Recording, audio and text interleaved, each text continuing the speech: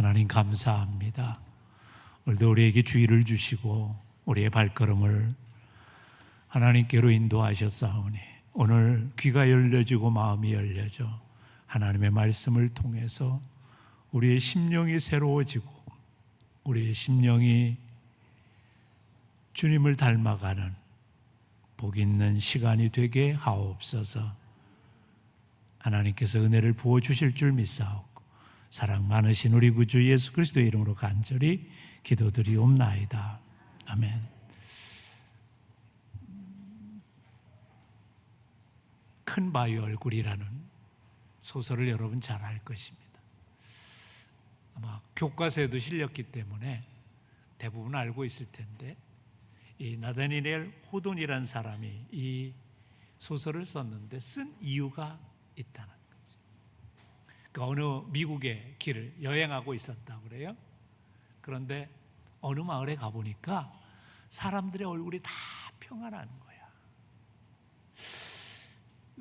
여행을 하다가 이 평안한 사람들을 보니까 이게 도대체 이유가 뭘까? 그리고 나서 그가 마을 사람들한테 물어봤다는 거예요. 내가 이 마을에 들어와서 느끼는 게 뭐냐면 사람들의 얼굴이 다 평안해 보인다. 그 이유가 뭔지 나에게 얘기해 줄 수 있냐 그랬더니 사람들이 이구동성으로 이렇게 얘기하더라는 거예요. 저기 우리 마을에서 보이는 저 바위를 보시오. 저 바위가 얼마나 인자하게 생겼는지, 얼마나 평안하게 생겼는지.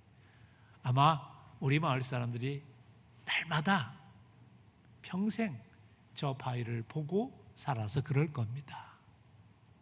거기에 모티브를 얻어서 쓴 소설이 큰 바위 얼굴이라는 거예요. 그렇다면 가만히 생각해 보세요. 우린 적어도 일주일에 한 번은 예수님의 말씀을 듣습니다. 하나님의 말씀을 들어요. 그리고 성경을 우리는 읽기도 하고 듣기도 하는데 우리가 얼마나 예수님을 닮아가고 있는가, 우리가 얼마나 하나님을 닮아가고 있는가 하는 걸 한번 생각해 봐야 돼요. 옆 사람 쳐다보시면서 당신의 얼굴을 보니까 주님 생각이 납니다. 그래야 되는데 그렇지 않다면 우리에게 뭔가 우리가 뭘 추구하고 사는지, 우리가 뭘 생각하고 사는지를 한번 다시 점검해 봐야 되는 거지. 오늘 예수님과 함께 5번째 이야기를 하려고 합니다. 순종이라는 이야기를 하려고 합니다. 사실 오늘날의 시대가 순종이 미덕이 아닌 시대가 됐어요. 반항하고 대항하고 거슬리고 하는 것이 결코 그렇게 낯설지 않아 익숙한 그런 시대 속에 살고 있습니다. 우리의 가정에서도 그렇고 직장에서도 그렇고 거리에서도 그렇고 이게 심지어는 교회에서도 낯설은 모습이 순종이 되어가고 있지 않나는 거죠. 선교단체 중에 위클리프라는 선교단체가 있습니다. 이들은 하는 일이 딱 하나입니다. 성경을 번역하는 일이에요. 여러분 이거 아십니까? 아직도 이 땅에 4천 종족의 사람들이 예수님에 대해서 듣지 못하고 있습니다. 이들의 사명은 뭐냐면 그들의 언어를 가지고 성경을 번역하는 거예요. 그러니까 이 4천 종족은 아직 자기들의 성경이 없는 거죠. 그래서 그들은 가서 성경을 번역합니다. 내 평생 마태복음을 번역하고 죽으면 그 다음 선교사가 가서 마가복음을 번역합니다. 그 사람이 쭉 해가지고 무슨 누가복음까지 번역했다 그러면 그 다음 사람이 가서 사도행전을 번역하는 거예요. 그래서 선교사들이 릴레이로 가서 자기의 사역을 그만둘 때까지 성경만 번역하는 선교. 왜 그러냐면 그들의 언어로 성경을 번역할 때 그 단어의 하나의 뉘앙스도 놓치지 않기 위해서 그럽니다. 근데 어느 날 선교사가 순종이란 단어를 도대체 어떻게 번역해야 되는지를 몰라서 몇 날 며칠을 그냥 허송세월하고 있었다는 거예요. 근데 어느 날 마을을 지나다가 부자간에 대화하는 걸 들었다는 거예요. 아버지가 아들에게 심부름을 시키는 거예요. 얘야, 이 심부름은 중요한 거니까 꼭 해야 된다. 그러면서 이렇게 얘기하더라는 거예요. 마음을 나누지 마라. 마음을 나누지 마라. 여러분, 젊은 친구가 이제 아버지 심부름을 가는데 가다가 보면 뭐예요? 젊은 처자도 만날 수 있어. 그럼 눈길에 한눈 팔고 그럴 수 있지요. 또 가다 보니까 저기는 친구를 만났어. 야, 우리 지금 낚시하러 가는데 잠깐 갔다 갈래? 뭐 그럴 수도 있어요. 또 어떤, 야, 지금 우리 뭐 먹으러 가는데 거기 가자. 그럴 수도 있어요. 마음을 나누면 그건 뭐예요? 순종하지 않는 거라. 마음을 나누지 아니하고 가는 것. 그래서 이분이 순종이라는 단어를 그렇게 썼다는 거예요. 하나님의 말씀에 마음을 나누지 아니하고 그대로 하는 것이, 그걸 순종이라고 번역했다. 세상에서 낯선 거예요. 오늘날의 시대는 거슬려야 뭔가 창의적인 게 있고 거슬려야 뭔가 이 시대적 정신을 나타내는 것 같지만, 성경은 시종일관 순종의 문화를 얘기합니다. 그래서 성경은 가장 중요한 게 뭐예요? 하나님의 말씀을 듣고 청종, 종은 뭐예요? 순종하면 너의 삶을 형통케 하겠다. 그렇게 말했어요.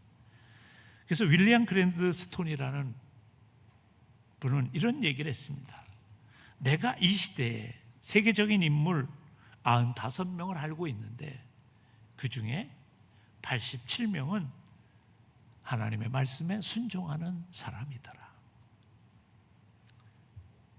그래요. 이 시대는 똑똑한 사람을 원할 수 있어요. 그러나 하나님의 사역은 똑똑한 사람이 필요한 게 아니라 하나님의 말씀에 순종하는 사람이 필요로 한다는 거죠. 그럼 어떤 분은 또 이렇게 얘기할 거예요. 이 시대 속에서 그렇게 말씀대로 순종만 하고 살면 왕따 당해요. 그럴 수 있어요. 근데 제가 재미난 얘기를 들었어요. 왕따가 뭐예요, 여러분? 지독히 따돌림을 받는 게 왕따예요. 그렇죠? 그래서 왕따를 받으면 아이들이 요새 자살도 하고 뭐 정신과 치료도 받고 대단해요. 근데 어떤 목사님이 그렇게 표현했더라고요. 왕따는 뭐냐? 왕을 따르는 사람들이다. 왕따래, 그게. 멋있더라고. 왕을 따르다 보면 세상 사람들에게 좀 소외되고 그럴 수 있어요. 그러나 하나님의 말씀에 순종하는 자를 하나님은 뭐예요? 좋아하시고, 좋아하시는 것뿐만이 아니라 뭐예요? 하나님이 그의 인생을 책임져 주신다는 거죠. 그리고 예수님의 성품이 그랬다는 거죠. 그런데 이 순종이라는 이 특성은요, 훈련이 돼야 되는데 어렸을 때부터 훈련되는 게 가장 중요한 거예요. 제가 언젠가 그런 얘기를 드렸어요. 수잔나라는 요하네슬레 어머니는 18명의 자녀를 뒀습니다. 살아있는 애들만 18명이었으니까 아마 뭐 20몇 명쯤 난 것 같아요. 근데 그 18명을 다 사회에 아주 필요한 인물들로 키워냈어요. 그 한마디를 이렇게 얘기합니다. 우리 아이들이 5살이 넘기 전에 하나님의 말씀에 순종하는 사람들로 키웠다는 거예요. 사실 이게 중요합니다. 우리나라에도 어렸을 때 습관이 중요하다는 것을 이렇게 표현합니다. 3살 버릇이 뭐예요? 여든 간다는 거예요. 3살 때 하는 거 보면 제 인생 어떻게 살까 보인다는 거죠. 근데 이게 우리나라만 있는 게 아니더라고. 서양에도 있어요. 서양엔 뭐냐면 요람에서 배우는 것이 무덤까지 간다. 이 말은 더 세. 요람은 어디예요? 아기들이 눕는 거기에요. 거기에서 된 버릇이 무덤까지 간다는 거예요. 그렇게 보면 순종을 배우는 어린 시절은 사실 순종을 가르치는 건 부모에게 있어서 아주 중요한 거예요. 하나님께서 아주 불순종하는 이스라엘 백성을 향해서 이렇게 답답해서 말씀하신 적이 있어요. 예레미야서 22장 21절에 가서 보면 내가 평안할 때 내가 내게 말하였으나 내 말이 나는 듣지 아니라 하였나니 내가 어려서부터 내 목소리를 청종하지 아니함이 내 습관이라 그래. 네가 내 말을 안 듣는 것, 하나님께서 말씀하시기에 니들이 어렸을 때부터 내 말을 안 들어서 그런 거다. 그렇게 말씀하시는. 그렇게 보면 우리가 이 순종의 습관을 갖는 게 얼마나 중요한가를 알 수 있습니다. 그런데 오늘 예수님을 보면 누가복음 2장 51절에 보면 예수님의 12살 때 예수님의 모습을 이렇게 설명합니다. 예수님께서 그의 부모를 순종하여 받드셨다. 여기서 순종하여 받드셨다는 이 단어를 윌리엄 핸드릭스라는 주석가는 이렇게 표현합니다. 이건 한 번의 순종이 아니라 지속적인 순종, 바로 그것을 말하는 것이다. 그래서 51절 우리 본문을 다시 읽어보면 이릅니다. 예수께서 함께 내려가서, 예수님께서 이제 성전에 계시다가 부모들과 함께 다시 나사렛에 이르렀어요. 자기 동네에 이르렀어요.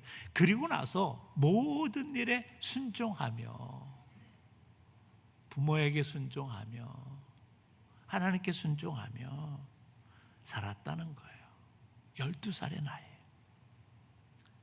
근데 우리는 여기서 주목해 봐야 될 게 있어요. 이 예수님의 순종이 그저 분위기에 딸린 순종이냐, 아니면 억지로 하는 순종이냐, 그게 아니라는 거예요. 그게 뭐냐? 사실 예수님은요, 자기 주관을 뚜렷하게 하십니다. 그의 부모와 예루살렘 성전을 방문하고 이제 일가 친척들과 함께 돌아갈 때 하룻길쯤 왔을 때 뭐라고 그랬어요? 예수님이 없어진 걸 알았어요. 그래서 여러분 생각해요. 부모를 잃어버린 아이를 참 잃어버린 부모는요, 정신이 없어요. 가끔 본 적 있으신지 몰라. 저도 그 마트에서, 백화점에서 한 두세 번 평생에 목격한 것 같아요. 정신이 없이 막 엄마가 막 난리가 나서 쫓아. 이유가 뭐냐면 자식을 잃어버렸어요. 근데 그 정도는 아니었을지 모르지만 요셉과 마리아도 정신없이 예수님을 찾아서 돌아다니다가 어디서 발견했어요? 예루살렘 성전에서. 그때 예수님이 뭐라고 말씀하냐면 내가 아버지의 집에 있어야 되는 것은 당연하지 않습니까? 뭘 그렇게 딴 데 가서 찾습니까? 당연히 여기 오시면 그냥 만나지. 그런 표현으로 자기 의사를 분명히 얘기합니다. 그런 예수님이 부모의 말씀에 순종했다. 이 표현은 지속적으로 순종했다. 그 얘기는 뭐냐면 자발적인 순종이지 강압적인 순종이 아니었다. 그걸 표현하는 거예요. 그러니까 예수님에게는 이미 순종의 습관이, 하나님의 말씀에 순종하는, 부모에게 순종하는 그 순종의 습관이 배어 있었다는 거예요. 그래서 우리가 중요한 게 있어요. 순종이 우리의 습관이 돼야 된다. 예수님께서 30살이 되셔서 공생애를 시작하셨어요. 근데 사실 여긴 굉장히 중요한 의미가 하나 담겨져 있습니다. 유대 나라는 제사장이 되려면 30살이 돼야 됐어요. 그러면 온 몸의 세례를 받고 나서 이제 제사장직을 감당하는 그런 관습이 있었습니다. 그러니까 적어도 얘기하면 30은 돼야 남을 가르칠 수 있다. 그런 시대적 관습이 있었어요. 그래서 예수님도 이 땅에 오셔서 30살까지는 부모를 순종하고 살다가 이제 하나님의 말씀에 순종하는 자로 서기 위해서 누굴 찾아가요? 세례 요한을 찾아갑니다. 나에게 세례를 베풀라. 그때 세례 요한이 예수님에게 뭐라고 얘기하냐면, 아니 내가 더 부족한 자인데 내가 당신을 어떻게 세례를 줍니까? 그렇게 얘기할 때 예수님이 뭐라고 그랬어요? 아니다, 이건 하나님의 말씀이다. 이건 하나님의 계획이다. 내가 하나님의 말씀에 순종해야 돼. 그러자 세례 요한이 알았습니다. 그리고 나서 예수님에게 세례를 베풉니다. 그때 성경에 놀라운 장면이 하나 있습니다. 하늘에서 음성이 들리는데 뭐예요? 보라, 이는 내 사랑하는 아들이요 내 기뻐하는 자라. 왜 그러셨을까요? 하나님께 순종하는 자를 기뻐하시는 하나님의 모습을 보여주시는 거예요. 예수님께서 순종의 모습으로 첫 발걸음, 사역의 첫 발걸음을 떼고 있는 그 모습을 보시고 하나님이 기뻐하셔서, 그래서 여러분 중요한 게 있어요. 하나님께 순종하는 것을 하나님은 가장 기뻐하신다는 거죠. 그래서 우리가 배워야 되는 것이 뭐냐면 이 순종의 습관을 갖는 것, 순종의 훈련을 하는 거예요. 어떤 분은 이러실지 몰라요. 나는 이미 어린 시절을 다 보내고 이제 정말 어떻게 순종의 습관을 가질 나이가 좀 지났는데, 사실 사람이 잘 안 변한다고 하잖아요. 그런데 하나님은 그런 자들을 위해서도 뭐예요? 인생의 교훈을 만드십니다.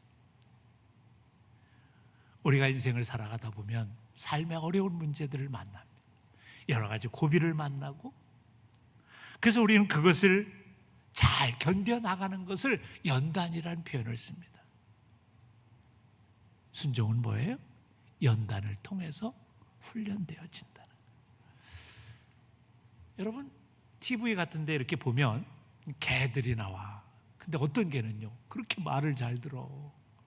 와라 그러면 오고, 일어서라 하면 서고, 두 발로 걸어라 하면 두 발로 걷고, 공 집어라 하면 공을 물고 집어오고, 그 다음에 집에 들어올 때도 자기 발을 자기가 씻을 줄 알아 잘 씻고 들어오는 개들도 있어요. 근데 여러분의 집은 개는 어때요? 발 주워 그러면 안 줘. 이게 너는 어떻게 발도 못 주냐 막 그러지 마세요. 왜냐하면 훈련이 안 됐기 때문이야. 그 개들은 적어도요 5개월 이상의 훈련을 했기 때문에 그렇게 하는 거예요. 그렇지 못한 개는요, 공 던져주고 물어와라 그러면요 지가 물고 딴 데로 도망가고요, 지 혼자 놀고요. 아니 집에 들어오라고 그러면요 발 씻기는 뭘 씻어요? 그 질퍽질퍽한 거 다 묻은 거 흙무더기로 그냥 돌아버리고요. 훈련 안 된 게 그래요. 그래서 개 훈련사들이 얘기에 의하면 중요한 게 있어요. 강아지가 태어나서요 한 5개월쯤 되면 그때부터 적어도 5, 6개월 훈련을 시켜야 그런 훈련된 개가 된다는 거예요. 그냥 되는 게 아니라는 거죠. 우리도 마찬가지. 하나님께서는 우리를 순종의 사람으로 만드시길 원하세요. 그래서 하나님께서는 우리 인생에 교훈을 주십니다. 아마 삶이 어렵고 힘들지 않으면 사람이 건방져요. 그래서 옛날에 저희 때는 그런 말이 있었는데 여러분도 들어보신 적이 있는지 몰라요. 에이, 저 하는 일이 부잣집 막내 아들 같다. 부잣집 막내 아들은 왜요? 어려움이 없어. 그냥 다 오냐오냐 해서 키워가지고 건방지다는 거야. 싸가지가 없다는 거야. 훈련이 안 됐어. 순종하는 훈련이. 그래서 어떻게 해요? 하나님은 우리에게 뭘 주세요? 고난을 주십니다. 힘든 일을 주시는 거예요. 그래서 시편 기자가 119편 60절에서 이렇게 말합니다. 고난인 당하기 전에는 내가 그릇 행하였더니 이제는 주의 말씀을 지키나이다. 우리 삶의 어려움이 있고 힘들면 이렇게 기도하는, 하나님, 나는 내 인생이 내 맘대로 될 줄 알았는데 그렇게 안 되네요. 근데 성경에 보니까 내가 내 말을 청종하면 내가 너를 형통케 하리라 하셨는데, 그런 그 말씀을 듣고 내가 순종하길 원하오니 이제 하나님 내 인생을 맡아 주옵소서. 그렇게 기도하고 간절히 부르는 자는 뭐예요? 순종의 학교를 들어오는 거예요. 그래서 앤드류 머레이가 이런 얘기를 했습니다. 우리가 예수 믿는다는 건 뭐냐면 이제 순종의 학교에 입학하는 것이다. 우리의 본성은 불순종이에요. 사탄의 아담의 그 범죄함으로 인하여 우리에게 불순종의 피가 들어왔어. 하나님이 먹지 말라 그랬는데 먹는 이 불순종이 들어왔어. 그래서 우리도 잠재되어 있는 게 불순종의 마음이에요. 순종이 불편해. 그런데 우리에게 닥치는 인생의 고난과 문제들을 통해서 우리는 뭐예요? 하나님, 내 생각대로 살았더니 별 수 없네요. 이제 하나님의 말씀대로 살 수 있도록, 나를 다스릴 수 있도록 도와주세요. 그렇게 기도하면서 우리가 주님의 말씀을 따라가는 거예요. 여러분, 예수님도 그러셨어요. 히브리서 기자가 우리들에게 보여주는 교훈은 이렇습니다. 히브리서 5장 8절 이하에 보면 예수님에 대해서 이렇게 말씀하십니다. 그가 아들이시면서도 받으신 고난으로 순종함을 배워서 온전하게 되셨은즉, 다 같이 한번 읽어봅시다. 시작. 자기에게 순종하는 모든 자에게 영원한 구원이 되시고. 뭐로 뭘 배웠어요? 고난으로 뭐요? 순종함을 배웠다는 거예요. 그러니까 삶의 어려움의 문제로는 우리가 닥칠 때마다 이런 거예요. 하나님, 내 생각대로 잘 안 되네요. 내 뜻대로 안 되네요. 그걸 깨닫는 거예요. 그래서 이제 하나님의 말씀대로 살아야 내 삶이 복되고 내 삶이 정말 하나님이 책임져 주시는 삶을 살게 된다고 인정하는 거예요. 그 앞에 있어요. 우리 주님은 아들이시면서도 굳이 그렇게 하시지 않으셔도 됨에도 그렇게 하셨다는 거예요. 순종하셨다는 거예요. 그게 뭐예요? 우리의 모본을 보여주시려고. 그래서 중요한 거예요. 순종을 배우는 게 중요해요.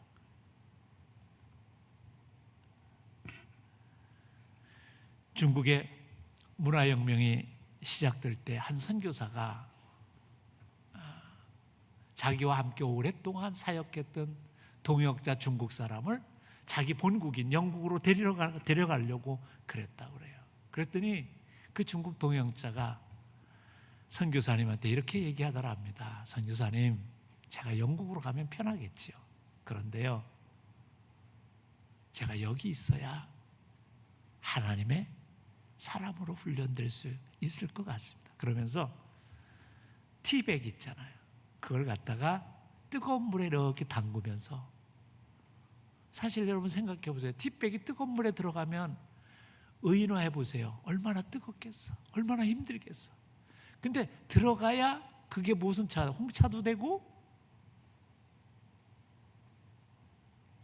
차가 되는 거예요. 그 중국 독자는 그렇게 얘기하더라는 거예요. 제가 여기 있으면 아마 많은 시련이 있을 겁니다. 연단이 있을 겁니다. 그러나 아마 그것이 저를 하나님의 사람으로 만들어 갈 겁니다. 선교사님이 다시 중국에 오게 되면 진한 그 맛이 우려져 나온 저의 모습을 발견할 수 있었으면 좋겠습니다. 이게 그리스도인의 모습이라는. 그래서 우리가 고난이 올 때 두려워하고 염려할 것이 아니라, 여러분의 삶이 뜻대로 되지 않을 때 답답해할 것이 아니라, 이것을 통해서 내가 하나님의 말씀에 집중하고 하나님의 말씀에 순종하는 훈련을 하는 것이라고 생각한다면 순종이 결코 해로운 게 아니라 뭐가 돼요? 유익이 될 수 있다. 그런데 여러분, 사랑하는 성도 여러분, 순종이 우리에게 유익이 되는 중요한 이유가 뭘까요? 하나님, 바로 이겁니다.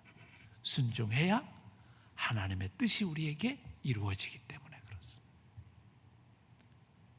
하나님이 우리를 향하신 계획이 있으세요. 그 뜻을 이루시는데, 순종은 뭐냐면 하나님의 능력이, 하나님의 역사가, 하나님의 기적이 이루어지는 통로가 된다는 거예요. 우리가 불순종하면 그건 끊겨버려요. 그래서 순종하면 그 속에서 하나님의 역사가 시작되는 거예요. 예수님께서 이 땅을 구원하시려고 하나님이 세상을 이처럼 사랑하사 독생자를 보내셨다 그러셨어요. 그래서 이 땅에 오셨어요. 그런데 이제 공생애를 마치고 십자가에 달려 죽으셔야 돼. 그래야 우리를 구원하셔. 근데 이 사건은 너무 인간의 몸으로 오신 예수님에겐 고통스러운 거예요. 여러분, 죽는다는 건 그런 거 아니에요. 그래서 예수님이 어디요? 겟세마네 동산에 올라가십니다. 하나님, 이거 꼭 이렇게 해야 됩니까? 이 말은 뭐냐면, 내가 이것같이 이렇게 순종해야 됩니까? 이건 좀 다른 피할 길을 주시면 안 됩니까? 그렇게 얘기하는 거예요. 히브리서 5장 7절에 가서 보면 이렇게 말씀합니다. 그는 육체에 계실 때에 자기를 죽음에서 능히 구원하실 이에게 심한 통곡과 눈물로 간구와 소원을 올렸고 그의 경건하심으로 말미암아 들으심을 얻었느니라. 한번 다 같이 우리 한번 읽어봅시다. 시작. 그는 육체에 계실 때 자기를 죽음에서 능히 구원하실 이에게 심한 통곡과 눈물로 간구와 소원을 올렸고 그의 경건하심으로. 사실 너무 이건 힘든 일이야. 그래서 하나님 앞에 기도했어요. 하나님, 이걸 꼭 이렇게 내가 순종하며 살아야 됩니까? 내가 이것까지 해야 됩니까? 그렇게 막 기도했더니 하나님께서 뭐예요? 경건하심으로 하나님의 음성을 들려주셨어요. 그리고 나서 예수님이 뭐라고 대답하세요? 내 뜻대로 마옵시고 아버지의 뜻대로 하옵소서. 왜? 그렇게 하는 것이 하나님의 역사를 이루는 길이기 때문에, 그렇게 하는 것이 하나님의 기적을 이루는 것이기 때문에. 그래서 그러셨어요. 그래서 히브리서 5장 9절에 가서 보면 이런 말씀이 나와요. 온전하게 되셨은즉 자기에게 순종하는 모든 자에게 영원한 구원의 근원이 되셨다. 순종함으로 뭐가 됐어요? 온 인류를 구원하시는 하나님의 계획을 이루셨다는 거예요. 이게 중요한 거예요. 그래서 뭐예요? 순종은 하나님의 뜻을 이루는 것이다. 그렇다면 묻겠습니다. 여러분은 순종의 삶을 살고 계십니까? 아니, 거기서부터 출발하는 게 아니라 여러분 하나님의 말씀을 듣고 계십니까? 하나님의 말씀을 들었다면 이제 그 말씀에 순종하고 계십니까? 그래서 정말 우리 하나님이 보실 때 보라, 내 사랑하는 아들이요, 내 사랑하는 딸이요, 내가 기뻐하는 자로다, 그렇게 말씀하시고 계시는 인생을 살아가고 있는가 하는 거죠. 마지막 얘기를 하고 마치려고 합니다. 불란서에 레오날드 우드경이라는 분이 계셨습니다. 그분이 오늘 왕의 초대를 받아서 왕궁에 들어갔더니 이런저런 얘기를 쭉 하고 나서 왕이 내일 식사 한번 합시다, 그리고 초대를 했습니다. 그 다음날 레오날드 우드경이 일찍 궁전에 들어갔어요. 제가 왕의 명령을 받고 왔습니다. 그랬더니 왕이 이렇게 얘기하는 거예요. 어제 아무 대답도 안 하길래 난 바빠서 그런 줄 알고 안 오나 했는데, 그랬더니 딱 이 우드가 이렇게 얘기했다는 거예요. 폐하, 왕이 초대하는 초대에는 대답이 필요 없는 겁니다. 오직 순종만이 존재하는 것이지요. 왕의 명령 앞에 충성한 신하는 대답이 필요 없는 거예요. 왜? 순종하면 되니까. 우리가 하나님의 말씀이 우리 안에 던져졌을 때 우리가 해야 될 일은 뭐냐면 그 말씀에 순종하는 거지. 그래서 오늘 한번 우리를 생각해 봅시다. 내가 하나님의 말씀을 듣고 한 주간을 살면서 단 한 번만이라도 그래, 내가 말씀대로 좀 살아봐야지, 그리고 순종한 것이 한 번이라도 있었는가? 아니, 내가 하나님의 말씀을 듣고 내가 그대로 살아야지를 한 시간만이라도 한번 기억하고 살아본 적이 있는가? 우리의 삶에 하나님의 역사가 안 일어나는 것, 하나님의 놀라운 기적이 없는 것, 혹시 그 이유는 여러분이 순종의 통로를 막고 있어서 그럴지 몰라요. 내 생각대로, 내 뜻대로, 내 주관대로 사는 것에 너무 익숙해져서 하나님의 말씀대로 사는 것에 대한 간절함과 당연함과 거기에 대한 열린 생각이 우리 안에 없기 때문에 혹시 우리는 단 한 번만이라도 하나님의 말씀에 순종하는 그 행위를 우리의 삶 속에서 하고 있지 못한, 그래서 그렇게 우리가 바라고 있는 하나님의 역사와 하나님의 기적이 우리의 삶에 이루어지고 있지 않는 것은 아닐까? 오늘 반문하시면서 이번 한 주간에는 하나님이 내게 주신 감동과 말씀을 한 번이라도 실천해 봐야지. 그렇게 한번 한 주간을 살아가 보시는 복 있는 자들이 되시길 주님의 이름으로 축복합니다. 기도드립시다.